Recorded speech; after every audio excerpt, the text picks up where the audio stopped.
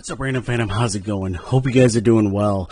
Today we're about to get into a tier making list, this time for all the Spider-Man films. And with Spider-Man No Way Home out this weekend, I thought it'd be appropriate to rank from best to worst and talk about all the Spider-Man films and my thoughts on them and all that. So let's get into the video and rank the Spider-Man films. Alright, so up first is Spider-Man 2. I would definitely say this is a great movie. Spider-Man 2 is a great film. The set pieces are amazing, especially the action set pieces, like with the train sequence, which is just so iconic in every way, and the music swelling and all that, and how that fight starts from him just swinging through the air and it transitions from Doc Ock's glasses and all that. It is a fantastic movie. It really, really is. And it comes close to being a masterpiece in my eyes. I'll never forget the way I found out that there was a Spider-Man 2. After that, I vowed to figure out a different way of finding out movies that were coming out. And, I found out on a Pop-Tart box that Spider-Man 2 was in theaters. And man, I'll never forget that. Man. So yes, Spider-Man 2 is a great movie. Then up next we have Spider-Man 3. I think this is an okay movie. It's kind of gone up a little bit. It's grown on me quite a bit. Even though you got the Tobey Maguire memes and which has made it a lot more fun.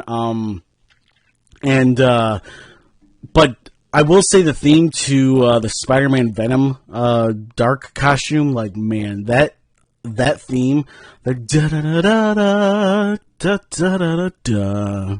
Watch me get copyrighted for that. But yeah, that scene alone is so good.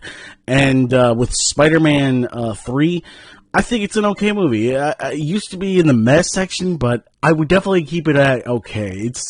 It's definitely one of those movies that you can enjoy at times. And then we have The Amazing Spider-Man 2. This used to be what I would consider awful, but it's actually kind of moved up and just it's not that bad, but it's just for me. With all the villains and all that, it just felt a little too much. The CGI is great, but I would definitely say with what heightens it up a little bit is especially that scene towards the end with Andrew Garfield, with probably some of his best acting ever.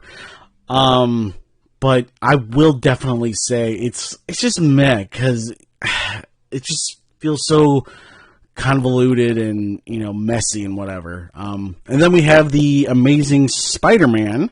I think this is good. The theme is great. That crane scene is fantastic.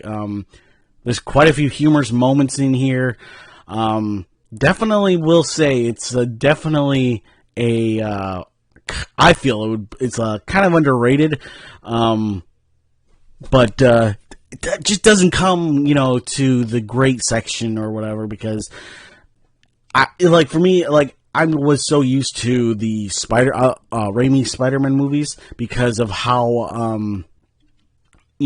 how I grew up on them, and, me finding out, that in the comics, it wasn't a natural type web, it was more mechanical, and that was a little off-putting for me at first, but yeah. And then up next, we have Spider-Man Homecoming. I thought this was good. Not as good as, most of the other Spider-Man films, because, I don't know, some of these just feel rushed, and, the CGI is okay, but I will say there's a fantastic moment in the film with, Michael Keaton and Tom Holland, talking to each other in the car. That scene is just top-notch MCU right there. And Michael Keaton is kind of an underrated villain, I feel. I really do feel that. But yeah, and then up next we have Spider-Man Far From Home. I think this is really good. It's definitely, a step up above Homecoming, and Jake Gyllenhaal as Mysterio, definitely a good villain. And Jake Gyllenhaal is such a fantastic actor. The one thing I will say is that kind of keeps it down from being great or whatever is a lot of the CGI, which I feel is just okay. And like the beginning is a little wonky. But I will definitely say that scene with Mysterio and Spider-Man with the illusions is fantastic. It is so good. But yeah, so that's really good. And then we have Spider-Man Into the Spider-Verse. I absolutely think this is great. Almost kind of like Spider-Man 2, where it comes to being almost a masterpiece, I feel. The animation is just different from everything else. You have the voice actors, you got this plot of with some twists, and it just has a great rewatchability. And that scene of him, jumping off the building and just, oh man, it's probably one of the best shots of cinema ever. And I'm really looking forward to the sequel. I really am. And then I would say the original Spider-Man is really good. It's definitely the nostalgia for me. I will never forget seeing that trailer on TV. Because it came out in 2002, and I was 10 or 11, if I remember right. And oh man, I'll never forget seeing a dude who got bit by a spider, and he's now has superpowers where he can swing across buildings and have super strength and all that. And it just boggled my mind. I think that this movie was the first movie that really introduced me to superheroes, and just growing up with that is just absolutely fantastic in my book. So yeah. All right. So now that we've talked about the Spider-Man films and put them in each section, we'll go from worst to best, and with Spider-Man, the Amazing Spider-Man 2 being the worst.